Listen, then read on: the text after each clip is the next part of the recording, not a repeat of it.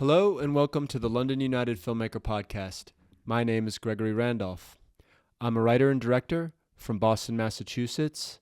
I currently live in London, where I attended the London Film School. This podcast is an opportunity for me to tell you about emerging filmmakers currently active in the UK from around the world. Today, I have Simon Ball on the podcast. Simon is a UK-based filmmaker and director of the Clapham International Film Festival.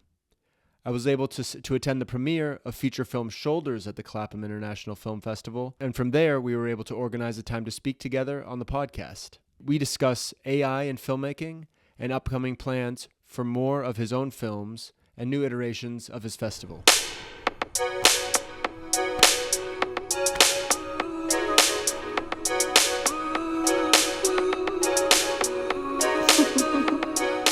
Simon Ball, thank you so much for being on the London United Filmmaker Podcast. How are you? I'm all right. Thanks for having me. Yeah. It's good to be here and see what's going on. Simon, thank you so much for being here. So I became aware of you through the Clapham International Film Festival. I had the pleasure of going to Shoulders, which was the opening film of the festival. And, it was a very interesting film. It was a great experience. People were excited to be at Clapham Picture House that night. I just felt that it was a palpable energy. I think it was just one of those things where I was looking on Instagram and I love kind of just the layout of how you guys are doing things. And yeah, it just seemed like it was going to be a fun event. So, I just enjoyed the experience of being there. So yeah, it kind of led me to just do a little bit more research, and I believe we must have started talking just in regards to me wanting to do a podcast and just like kind of learn more about the festival and just learn more about the types of films you're making. And you were nice enough to come to even Battersea Labour Club where I was showing some of my films. So I'm just very grateful, and I think this type of community is just super important, wherever you are. We so happen to be in London, but it's just great to have a community of filmmakers who are helping each other and just making people aware of films happening in London and across the world, So, but enough of that. I think what I want to start with is usually how these podcasts go is start with the beginnings. And so my question to you is about what got you into filmmaking?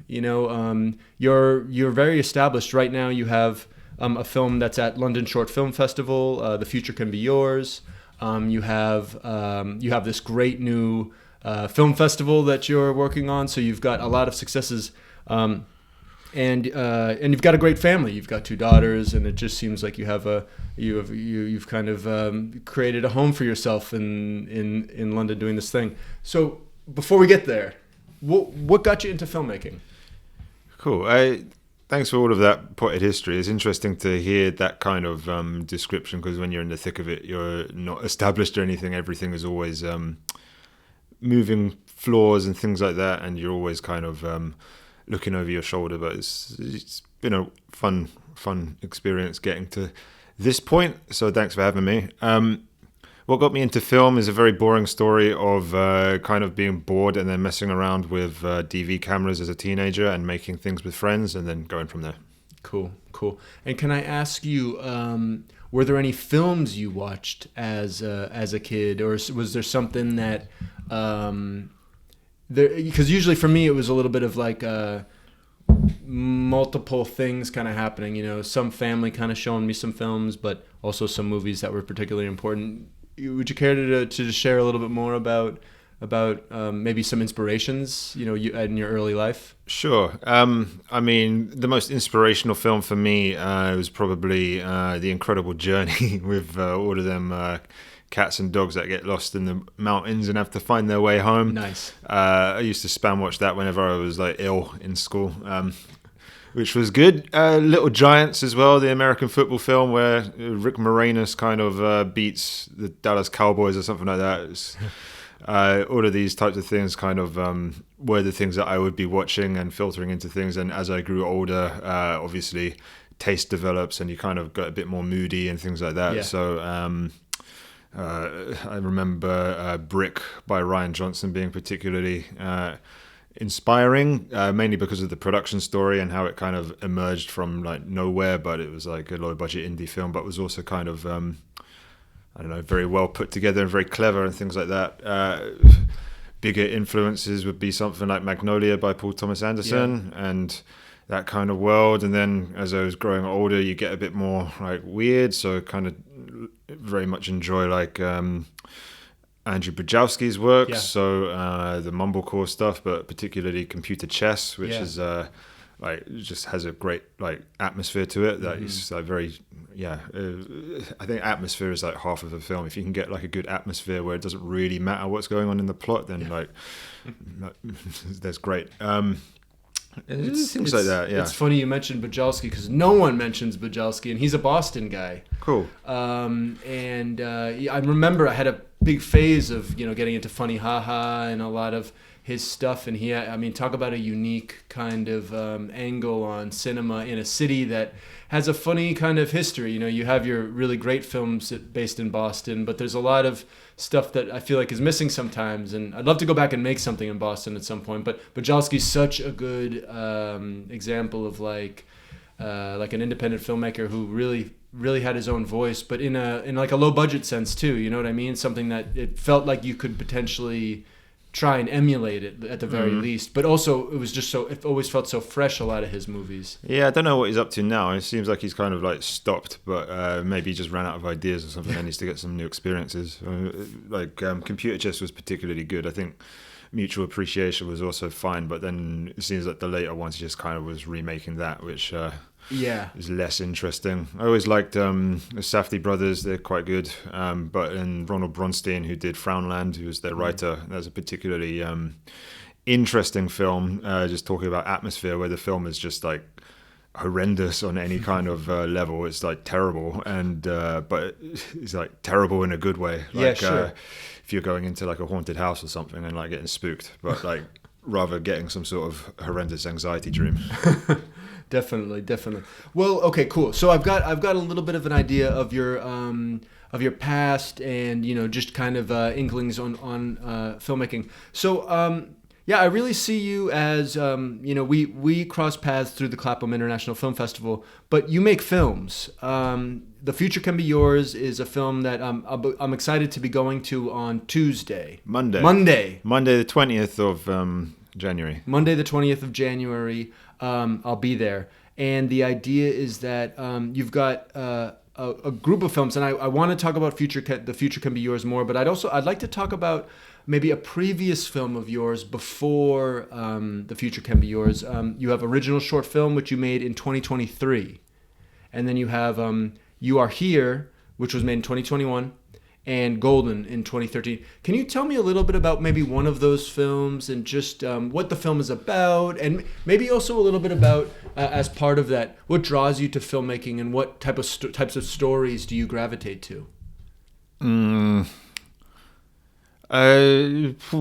So You Are Here was something that I produced, that I was teaching documentary to a group of 14-year-old girls in a school in Stratford, and two of the girls, we then produced the film, and it was all shot on their phones and things like that, and it was good. It got on to festival circuits and things like that, and was pretty successful, but the main gap is between Golden and then original short film, which is like a 10-year gap, where Golden was my graduation film, and then I didn't really make anything because I was working and setting up business and things like that, and original short film was like just trying to break out of like a repetitive cycle of work and just work, but work without no like end product. So it was a kind of opportunity to make a very, very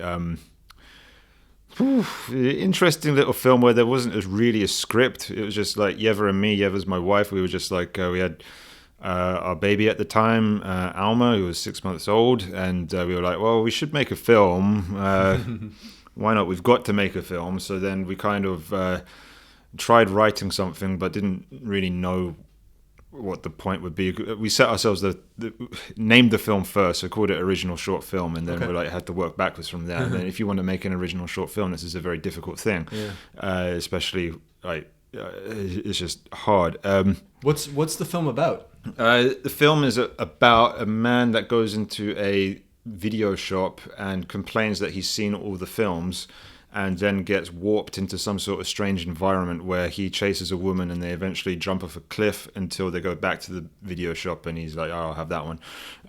It's a kind of trippy, wild ride where I was shooting in footage, and we would shoot wherever, like we had like a I don't know, like a month stretch of like filming every other like week or something like this, and we'd be like, okay, well, wherever we have to go next, that's where we will film.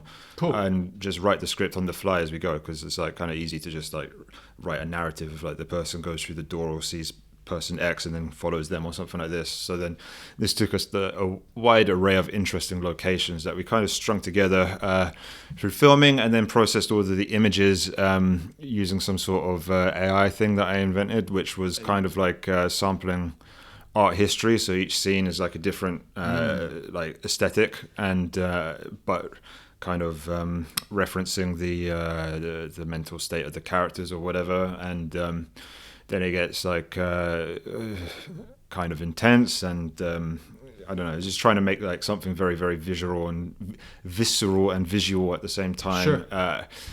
That was kind of like fun to watch, and that was like important for us because we had been running a business, and the business was set up to make films, but then we just got lost in client work. So then cool.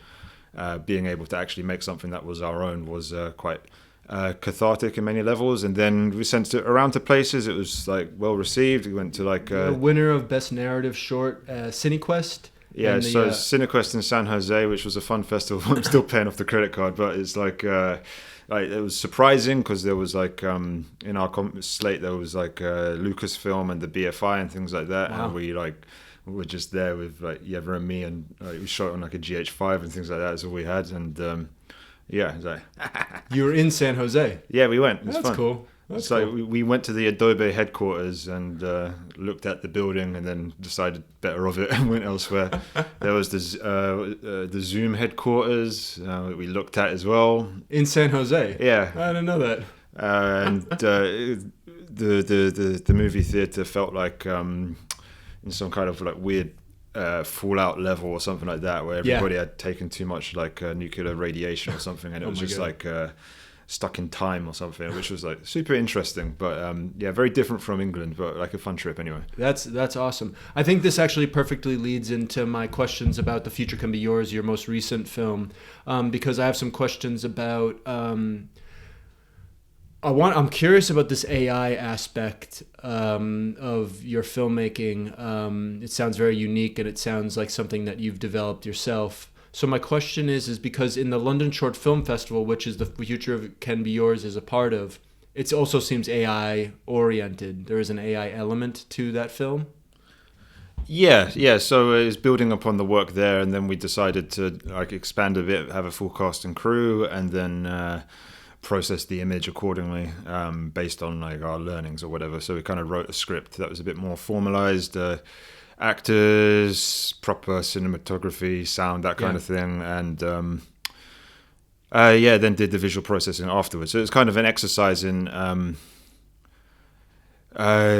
what could we get away with by transforming images into interesting new locations. So there's one bit in the film where they fall through a carpet and they end up at the bottom of what could be like a hellish kind of location, which was actually Westminster Station, but then we completely like transformed it using the AI to kind of make this kind of like hallucinatory like aesthetic.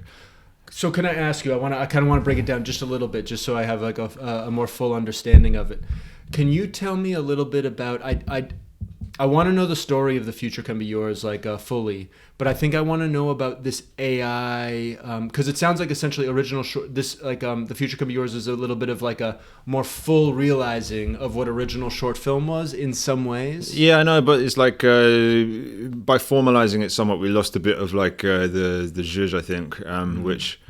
I don't know how you approach filmmaking, but there has to be a degree of like chaos to the process, otherwise it's too like static. So I mean, we tried to integrate as much chaos as we could into the production of that, but it was a lot more like a short film production rather than something a bit more bizarre. On edge, yeah. But it was still like on edge, of course. Like we had limited time and like tried to layer as much pressure as possible into the thing and mess with the actors as much as possible because they had to trust me a lot with not.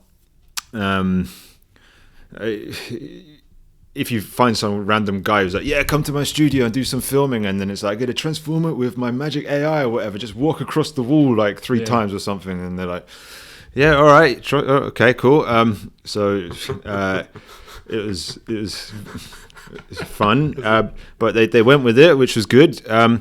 The film initially started at the London Short Film Festival because I was there with the You Are Here film, and I met the actor Sam Crane in the party, the opening thing, and we were like the two like awkward guys just at the side going like, all right, and then we ended up having a good chat and then developed a thing over time. He was playing Harry Potter at that moment in time on the Harry Potter and the Cursed Child thing. Oh, wow. And was at the festival with his Grand Theft Hamlet prototype, and Grand Theft Hamlet is now. Yeah, so we were chatting at the festival and then had a big like email exchange, and then he had made a feature out of his short, and that seems to be doing very well for him. And then the stars aligned, and we had like a 3-day window that we could film, and got an actress called Diddy from Sweden who's like great as well, and got all the crew in, and then shot with the proviso being that like we're shooting in location and things like that, and kind of being able to get away with a kind of guerrilla tactic. Because we were going to transform the image with AI, which was also very experimental because it's kind of a process that I kind of developed myself, where it's not like if you know the AI scene, you can get like Runway or Minimax or whatever, all of these different like applications that kind of generate the mildly impressive like 3D renders of like different things that you type in, but that aren't like very functionally useful to actual like practical production. Mm-hmm. So the idea was to try and demonstrate what you could actually do with this stuff that could have like a bigger like life outside of just like a novelty like Shutterstock clone that a lot of these AI things are, whilst trying to like mine some form of novelty in terms of like filmmaking itself in order to try and push it into somewhere interesting that hasn't been gone before, ultimately to try and visualize loads of like drug trips or something like that, because that's like super interesting to try and work out how do you visualize this thing. So the idea was then to provoke the AI to then have subjectivity or like subjective hallucination and things like that to try and make it like malfunction on some level, and then exploit the malfunction to make something interesting. Can I ask you, can you tell me what The Future Can Be Yours is about? The Future Can Be Yours is about a man that finds a porthole underneath his carpet, and he falls into it like multiple times. Cool. And I think we leave it at that, right? Because we would love to have people go see the film. Can you tell me how you implemented AI in the film? So, I mean, it's kind of been integrated from the beginning. So the work on original short film allowed us to work out how you could actually write something like this. And then if we knew that we were trying to make a kind of hallucinatory landscape, then it becomes about staging mental kind of issues that one may have. So then instead of like if you're reading a novel and you have like a big paragraph full of text or whatever about the protagonist, you say, oh, and then I had all of these troubles or something like this. You can't really do that in film, like in terms of like visual presentation, because it doesn't work, because you just have to have, you end up with a guy just looking like perplexed or something, which is not very interesting. However, usually what's going on in the mind of the character is like very, very interesting. So then how could we visualize this type of thing? And I guess I was kind of interested in art history and how like different artists represent different aspects of the psyche and things like this. So then if you could kind of walk through these like landscapes that kind of have been invented by loads of artists over time, then this could be an interesting way to like demonstrate like a different kind of narrative that's a lot more mental rather than like I guess material. Cool. Was that any of your because it sounds like you have an interest in art history. Was that something that you were studying at school? We were talking a little bit about it off camera. Could you tell me a little bit about maybe your studying and kind of maybe it would be interesting to hear maybe that has some correlation to kind of where you are now, the things you were studying at school. I mean, I did art at GCSE and it was fine, and I got 100%, and I was very, very proud about that or whatever. But then GCSE, just for so that's secondary school. So high school, but not with the last 2 years. The last 2 years is like sixth form college. But then I dropped it for whatever reason and did philosophy and law instead, and film, which was like the best thing. But philosophy was stupid because you can't. The markers have their own agenda or whatever, but I won't go down that rabbit hole. But it's I had to write lots of stupid things. But art, yeah, it was like interested in how you could take things that had been discarded and then kind of reappropriate them into making something like novel. So things that may be overlooked by the casual punter on the street or something like that, and then reappropriate it to make something interesting. Which is kind of what we do with the AI stuff, because the AI can get like a very bad reputation of being like cheap knockoffs or something like that. And to an extent, this is true, and you end up with a lot of like nonsense and things like this. So we kind of touch on this with the festival as well, because we take like AI submissions as well, and it's not that the films are necessarily bad. It's just that they're not like operating as a film that's interesting. Like it just exists as. It's not incorporating it in an interesting way. Yeah, it's like there's no reason for the thing to exist if it's just like it's like if you make a sci-fi film, for example, but the allegory could just be done in like modern times, and you're only doing an allegory because you like sci-fi or something like this, and there's no like purpose to it. So the AI thing was to take kind of like ephemeral kind of pieces of generated stuff in a kind of like weird technology that was a couple of years ago at an interesting place, and then make loads and loads of frames, and then stitch these frames together and make a film that way. Because the AI is generating a new frame every time you process, so it's not very good at like consistency unless you're like much more advanced than I am and have kind of got that. But at the same time, if you get like a consistent output, why is that interesting? Because we already have like 3D animation that is like very consistent and very good. So how is this actually adding to the canon of things that people can use to make something? The idea was to try and work out what is unique about this thing. I try and understand the AI and maybe give it like a little bit of subjectivity, because like if you have your AI utopian hat, then you kind of want the AI to develop into some sort of like conscious friend or something, or maybe it already is, but like we're just told all of these like random marketing things by people trying to like profit from it. Well, if the open source AI is like a legitimate thing, then you kind of want to give it treat it like a crew member as anything. So if it's providing the role of like transformation of frame or whatever, this is just another thing like cinematographer, production designer, sound designer or something like this, and then the AI has its own contribution to the thing. Absolutely. Powerful contributor and crew member, and if... Yeah, definitely. But if you like don't give it like this like constraint, then it's rubbish, and it's just like, totally. What's the point? Like, but everything depends how you use it, I guess. But like, for whatever reason, this thing is working for us. Amazing. I'm getting a really good sense of kind of where you're coming from with incorporating AI into your work. So let me ask you, as a filmmaker who does use AI in their work, what do you see as the future of AI? I know it's a very broad question, but I think everyone asks that question, and you, I'm sure, have a specific some ideas about it. I think the best case scenario is that it just turns into another app that you can use or whatever. A lot of these apps that come out and say they do these things are just doing things that already existed, and like, don't care. Like,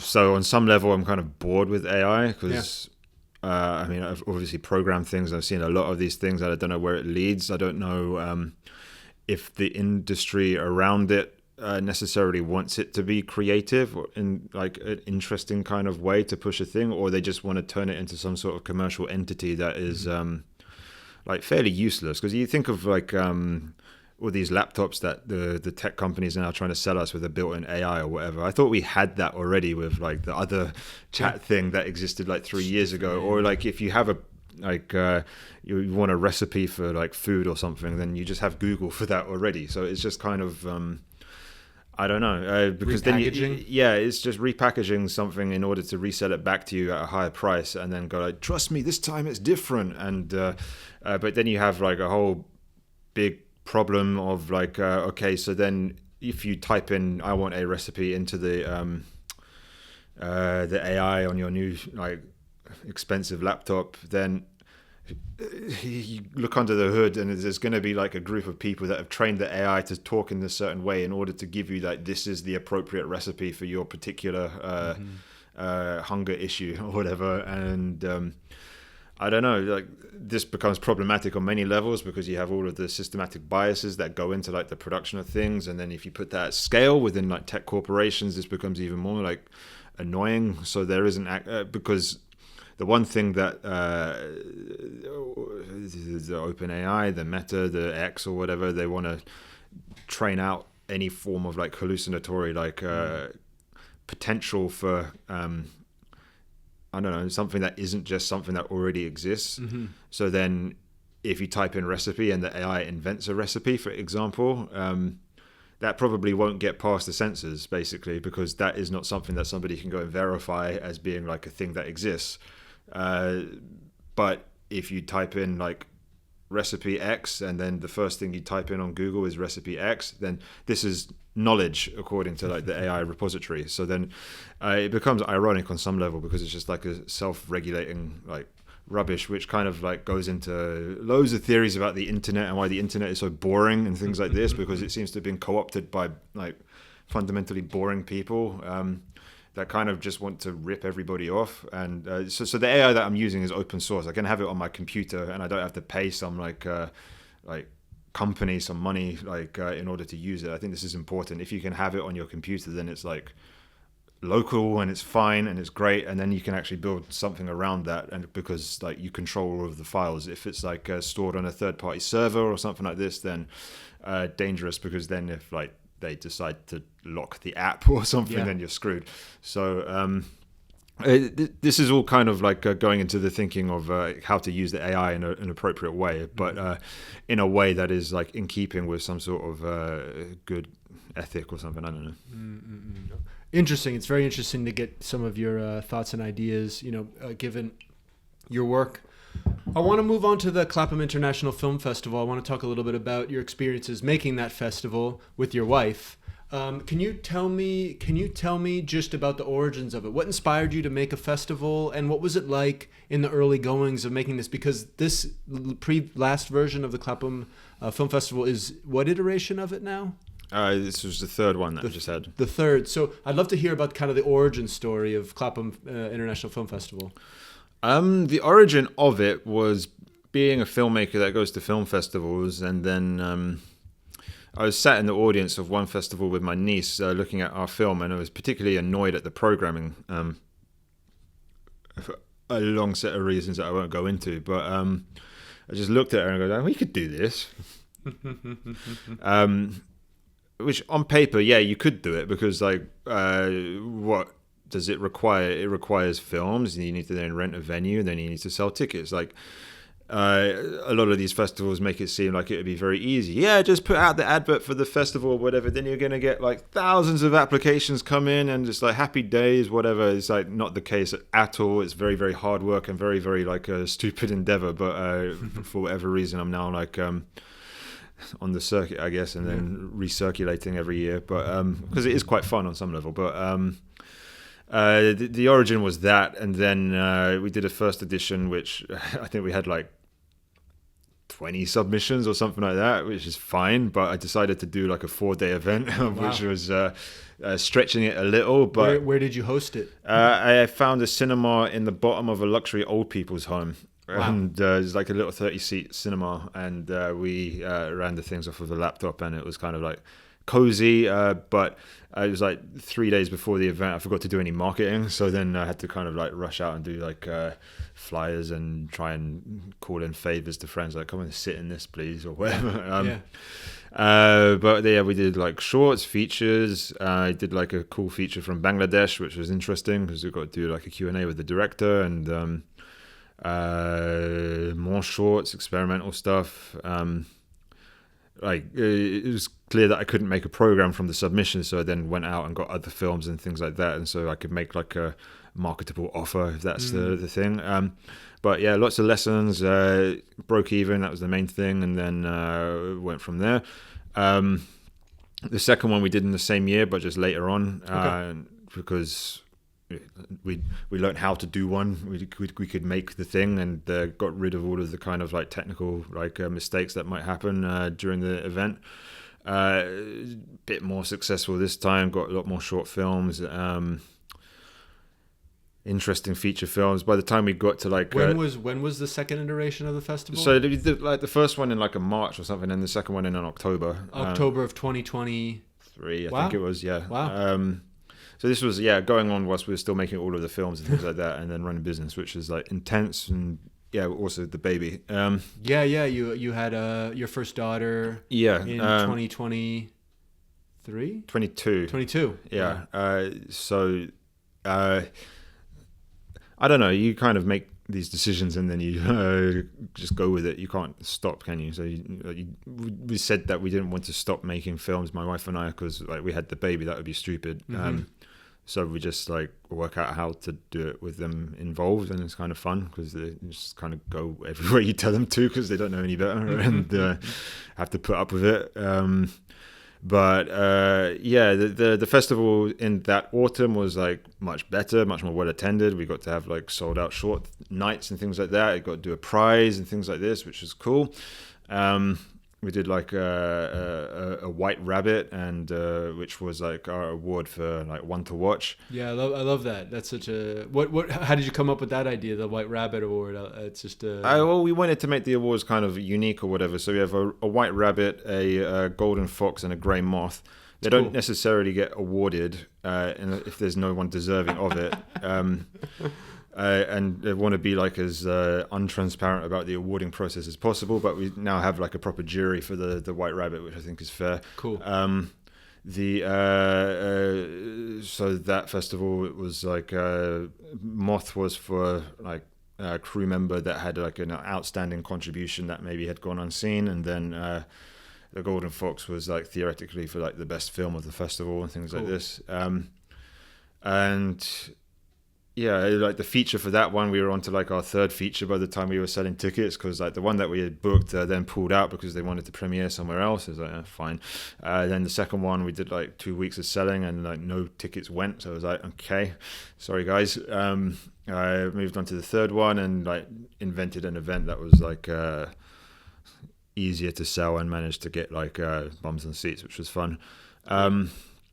And so kind of as part of that, we were also doing like development sessions for filmmakers as well. So in that second festival, I think there was like 4 films that we had kind of had a role within like the development or the production of, which was like exciting because don't want the festival just to like be showing things. It should be helping people consistently. Mm-hmm. And a lot of we didn't want it to be like some opaque like blank door or whatever, and you put the envelope through and hope you get a response or something like that. So like the festival offers feedback to people that submit their films, and then I mean, if the filmmaker is kind of picking up on what we're doing, then they can kind of start development and conversations and things like that. Cause, open, kind of not an open door policy, but just a little bit more of a face, like it just feels a little bit more. I mean, it's just personable, but like we don't think that any filmmaker is like necessarily bad per se. Mm-hmm. And obviously you have the boilerplate example of like a rejection letter of like, yeah, well, we just couldn't stick you in a program, mm-hmm. like, which is like fair enough, because it's hard to make these decisions because you only have limited screen time, and you have to be the one handing out the flyers and selling the tickets for it, which is you have to really like the films if you're going to be like putting yourself out there like that. So the idea being, like the film itself, like maybe not appropriate, but the filmmaker could be like displaying some sort of like talent or whatever, which mm-hmm. Shouldn't be discarded or like forgotten or like I don't know, taken for granted. So it's like, well, this film might not have been like up to scratch based on the competition, but we think we could like help with the development to make the idea stronger for the next one. Absolutely. Which is kind of what we've been doing. So like one of the films that we screened at the third edition didn't get into the second edition of the festival, but we kind of helped him develop like the film that he was working on, and helped with the post-production and things like that, and got it into like a much better state, I'd say. That's very cool. Wow. Yeah. What's the name of that film? That one is called Evergreen, Huh. which is like a documentary about the Jack of the Green Festival in the south coast of England, and all of the weird kind of English traditions and folklores that kind of don't really get looked at that often, but are quite like trippy when you think about them. Yeah, absolutely. Wow, that's really cool. I'll have to check that out. Listen, I have two questions. I want to talk about like what maybe long-term goals with the festival. You know, where do you see Clapham International Film Festival going? You know, and what We'll be the top of the pyramid. We will supplant the Cannes Film Festival and the Berlinale and the Sundances of the world, and like they will be under our heel. That Boom. one, yeah. There it is. No, that's yeah. I mean, I see really good things for the festival, and I'm just curious. What the kind of what you might see is like the future of the festival, and where you'd like it to go. And yeah, I mean, like if you have a critique of the film industry, which I think a lot of filmmakers that are outside of the film industry would have, because it's like, why are they taking my film, man, or something like this, and I just can't catch a break, or like it's just. Like I kind of had to learn the hard way that nobody cares. Like nobody cares about my pain or anguish or whatever. It's like this is immaterial and like useless. Actually, like if you're interfacing with business, then it's just like what do you want? There's not going to be like some golden ticket where I mean maybe the Sundance Festival will be like, wow, that was amazing. But if they have access to every single short film in the whole entire world, and they're like, well, they kind of got to have a reason for like doing the film, and like they got to have a reason for putting it on. Maybe you do have the most miraculous thing in the whole entire world, but then it has to be like incredibly miraculous, and then you also have to get lucky, because they also rejected a whole lot of like really, really good films. But even then, if you get in, it's not like a golden ticket to success. It's just like playing a part of the machine of the event itself. So it's like I've had people that have got into the Sundance Festival with films or whatever, and then like no work afterwards, and it's just like, well, yeah, interesting, but like everybody goes on their own trajectories, and these like entities are not like, they can appear mysterious if you're on the outside looking in, but if you just like take them as kind of I don't know, like organs of your body or something like this, and they all play different roles within the industry to display certain things, then it's a lot easier to kind of like work out how you can kind of integrate yourself. But the goal of the festival is like, okay, so then if we have all of these like wanting to find like the niche or whatever, then it's like, well, if we feel like we could do it better, or we have like critique or whatever, then we have to like demonstrate that through like live action. So then the festival has to kind of take on a life of its own, and take on its own like role and purpose and things like that, and then get as many people to benefit from like the activity as possible. So like audiences, volunteers, filmmakers, all of this is all got to have like a generally positive output from it, so they could come in quite sad and then leave much happier. Like that's a win for me. I'm not making any money from this. It's like a very stupid business decision. Like you can make a profit quite easily, but it's like not like gonna make you live in a big house or something. Right. Like you do it like to create industry, because like I want to play in the film industry, but like nobody's just gonna like give me the film industry. Like you have to make a thing for you, which is why it's good that you're doing like a podcast and your own screenings and things like that, because you're making things happen and making a reason for like your films to exist. Whereas if you don't do that and you're just sat at home going, oh man, where's my magic email, then like nothing's going to happen. It's the truth. It's maybe like hard for like lots of people that kind of want like a magic fairy godmother to come and give them like loads of cash or whatever. But also, if you get loads of cash, then and you make a film or whatever, then the film probably isn't going to be that good, because like there's no suffering involved, and you have to like suffer a bit. But like my background is all like interest in like DIY punk movements and things like that. 80s sub pop labels and things like that. So I think this is the kind of ethos that I take interest from, and see the film industry, and there's like not a lot of like this kind of grassrootsy type accessibility, like with an aesthetic that I think is like interesting. I don't want to be that disrespectful, but I'd be a bit disrespectful. Like a lot of like film industry stuff looks rubbish, and it's just like the stuff is just not interesting to look at. It's very banal and kind of like entry level in terms of like thinking. So trying to find outlets for more complex programming or like complex ideas that maybe get rejected for being a bit too risky or like controversial or something like that. Like, as far as I'm concerned, the best film is not like a unanimous 5-star, like amazing or whatever. It's like if I can get something that's split right down the middle, where like half the people think it's amazing and half the people think it's just rubbish, then that's good, fantastic. Then we can have fights about it. If you can't do that, dialogue. Then you want to stir some sort of passion about film, because there's not a lot of it, I don't think, at least in my perspective. I don't watch TV. There's not enough conversations. I think that's a big reason I did this, is because I feel like, well, damn, we make so many movies at LFS, but we rarely talk about them. Like people spend half their years making these short films, and then you watch them a couple times on a screen, and then they kind of, maybe they get into 1 or 2 festivals, this and that, and maybe you get 15 or 10 minutes of Q&A. Yeah, but the Q&A is always rubbish. Though. I know. Like, it's just like nobody cares. I had to learn this at the Interfilm Festival. If you go and do like a very technical, like this is nobody cares. You you have to learn that this is entertainment, and you have to like entertain your audience. And I think like the university system gives you a lot of like technical skill about how to make a film. Sure. But like very, very little in terms of like how do you sell this thing and like make a living from it, which is like the hardest thing. It's completely left out. I do wish there was a term. I think a little bit more at LFS, where it's more about how do you present yourself as a director. This is the types of things you should have on your website. Let's look at 5 different websites of, directors at different levels, and let's get a little bit of an idea of like what you're doing, how you're trying to present yourself as a cinematographer, let's look at the top and go all the way down. And it's just like there's a gap. There's some nice technical knowledge you learn at the school, and you get to write a couple of things and trial by fire. But not enough in my mind of legitimately, let's try and get you out there with something. I think NFTS maybe does a little bit more of that. They're attached in different ways to the industry, but there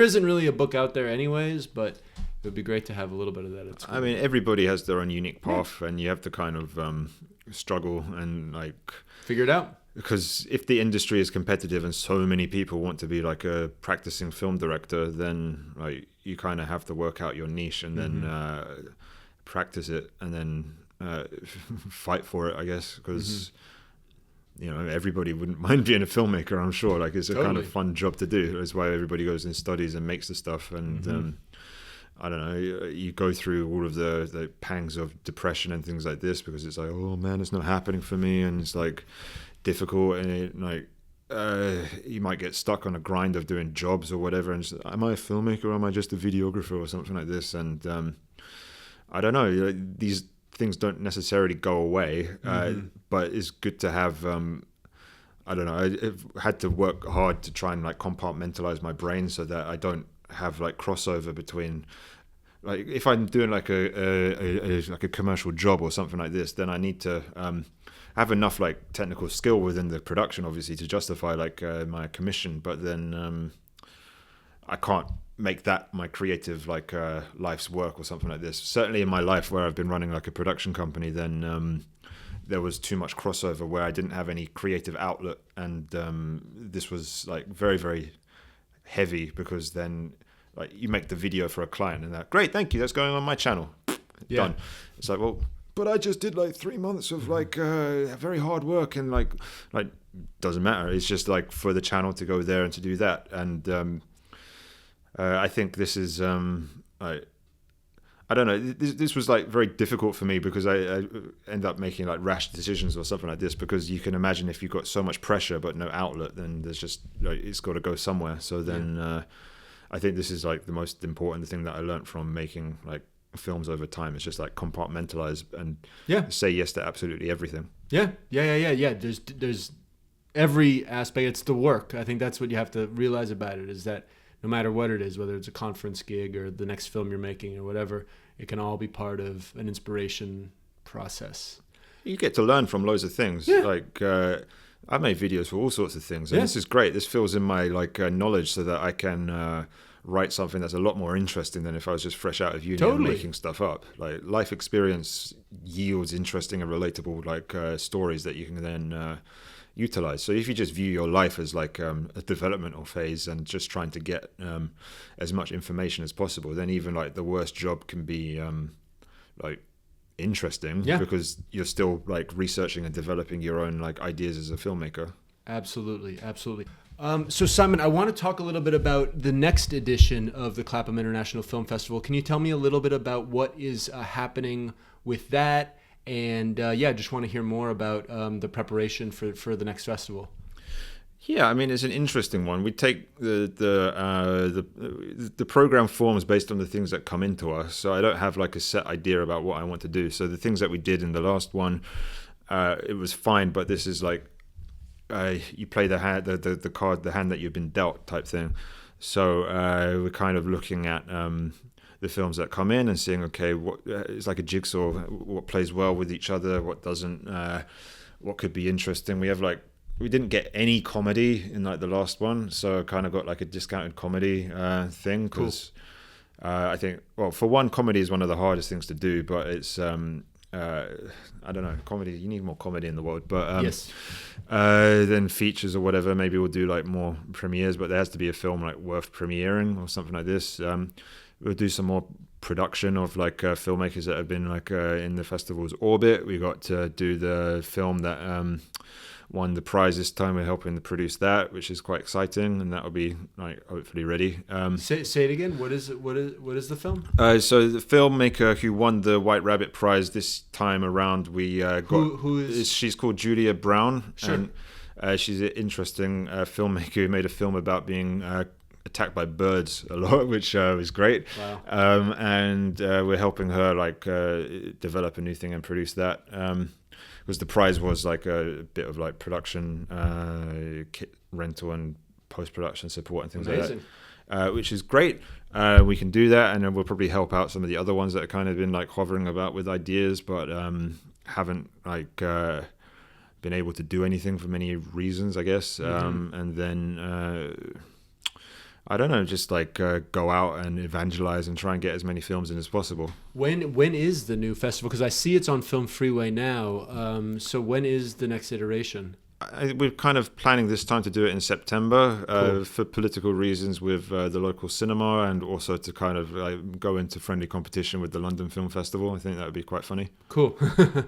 Awesome. I've got a great idea of what's been happening with the Clapham Film Festival. Again, I had such a good time at the last iteration of it. Again, seeing Shoulders there, just such a kind of like a jaw-dropping, kind of out there film. Can you tell me about that night? Like, I want to hear from your own, because you did a little Q&A with Jamie Flatters, is the writer and director of the film. Mm-hmm. Actually, I'm just curious. Could you just paint me a little picture about like that evening from your perspective? Because again, I really had enjoyable speakers. It really a sold out crowd. It was completely packed in there in a big cinema in Clapham Picture House. Yeah, it was the biggest screen, and I was working my arse off trying to get as many people in as possible. So we're doing like market stalls, like putting leaflets through all the neighborhood doors and things like that. Made the decision not to do any like paid ads on Instagram and things like that, because I think the worst form of content is an Instagram advert. And you made a lot of good decisions, because that place was packed. Yeah, and people were excited, and getting it's a good drink. to get a good buzz and things like that. 100%. But it was like a congested time, like at the cinema, because there was Gladiator and Wicked and Paddington. We were competing with all of these.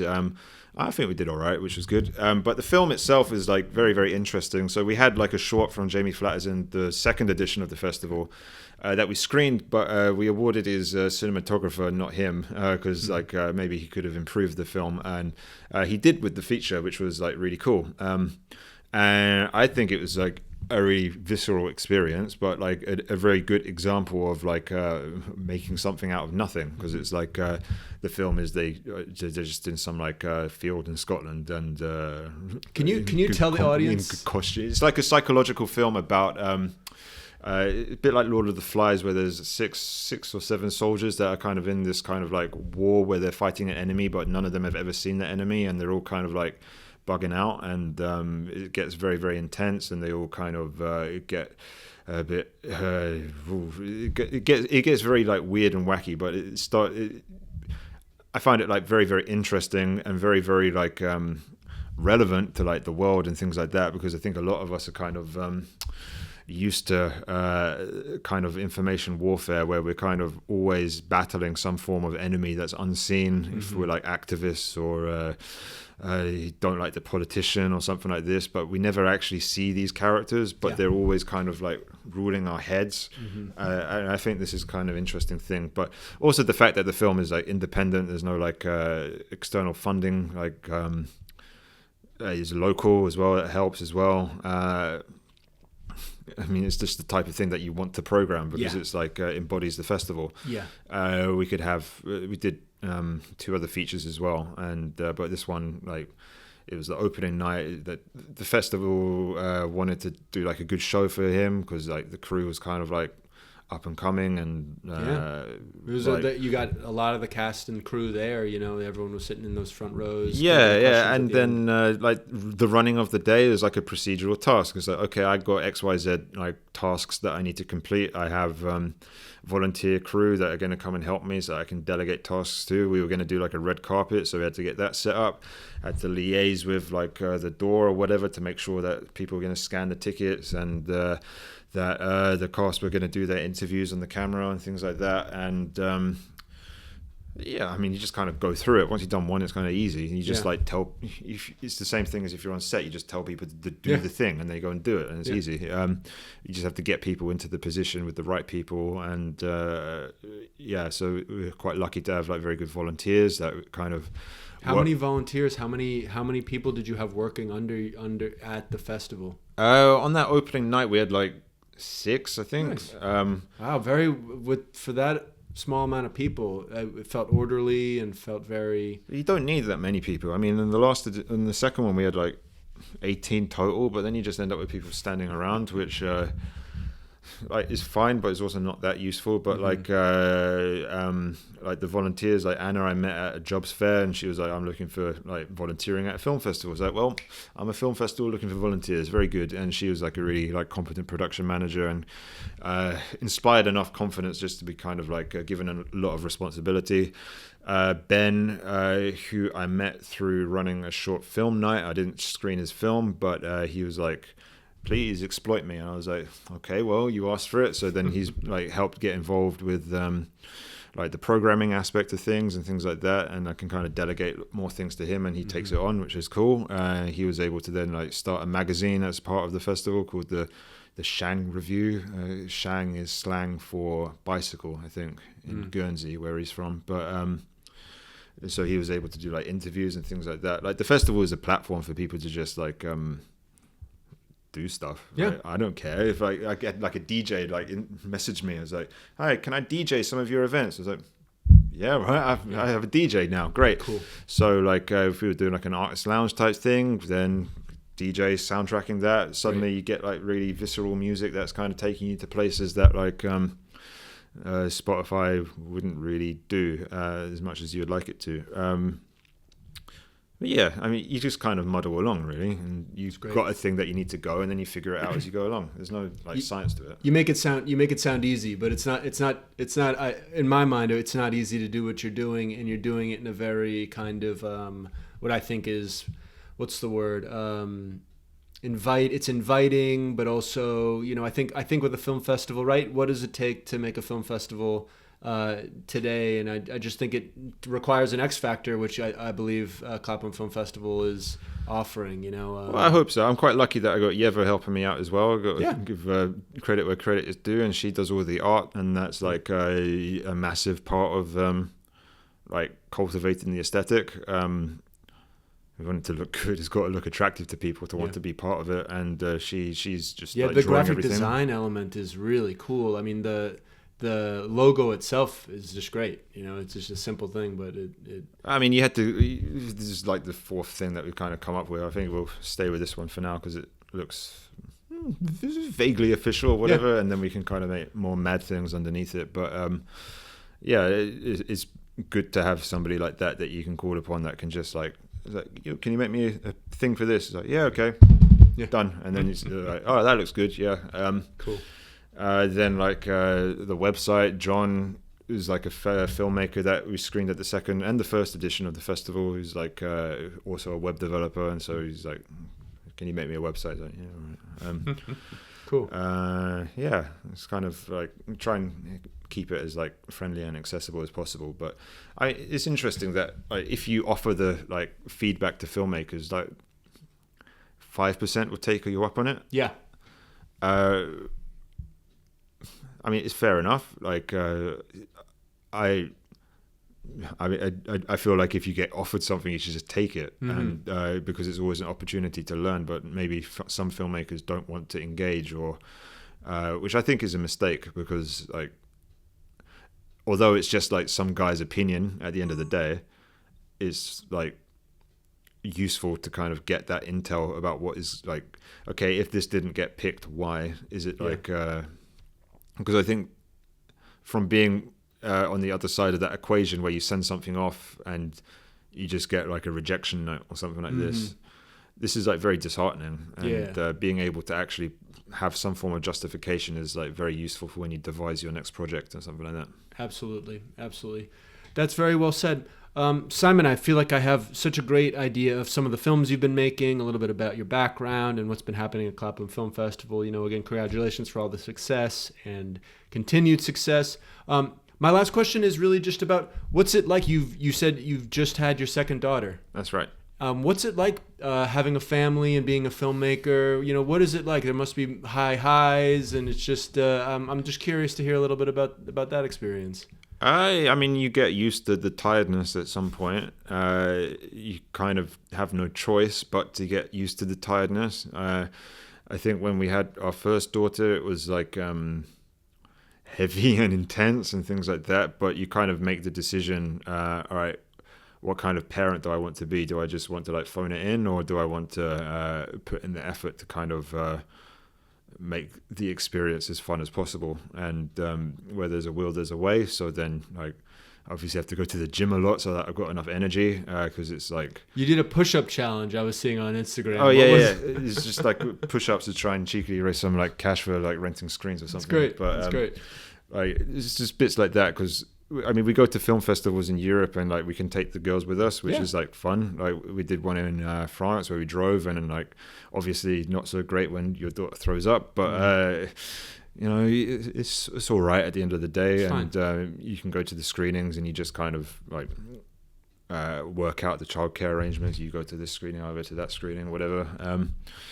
Like, it doesn't ever have to be like an impediment to anything. No. I think a lot of people think, oh, there's not a right time to do this or whatever. And yeah, there's not a right time to do it. You either do it or you don't do it. And then you live with the decision, basically, like anything. And I think it's more fun than anything else. It's Absolutely. Like very, very exhausting, but also very, very rewarding. Yeah, and fulfilling, I'm sure. Once you are in this bit where maybe your time isn't as free as you had it before, actually when you do get those moments where like they're both asleep or something like this, suddenly it's like very, very concentrated and effective and efficient work, actually. So it's like for productivity, surprisingly, it's actually really good. But clearly yeah, because you can see the output's kind of exponentially gone up since we like had the babies. But this is I mean, it's just good fun because you get to like see all the little like replications of your own behavior, and then it's fun. Yeah. Especially from a filmmaking mentality, it must be interesting to see her perspective on what you guys are doing and making films. That's going to be very impactful for her, and hopefully a positive way. As she gets older, and the things that she wants to do. Yeah, and I think it's just fun to like if you're doing these things, then. I'm kind of like against the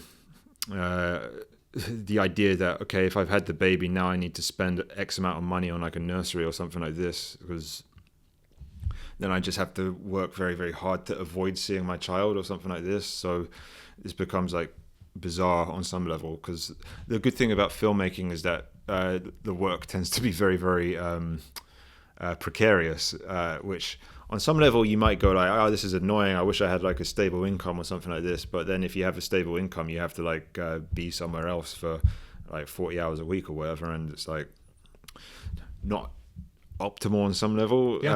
Whereas like short bursts of filming or editing or whatever, like if you're a filmmaker, you can edit at home on your like in your pants or whatever, and just like do that. It's not like a thing. So then I think film is particularly like good for kids, but you just need to like I certainly recommend it. Like it's better to have them than not to have them. Cool. Simon, I want to thank you so much for being on the London United Filmmaker Podcast. Thanks for having me. Of course.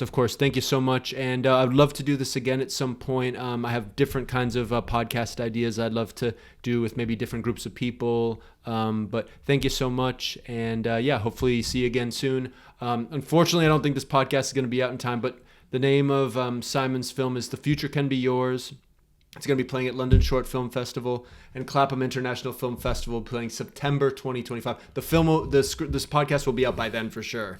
So be sure to check out Clapham International Film Festival. Thank you very much.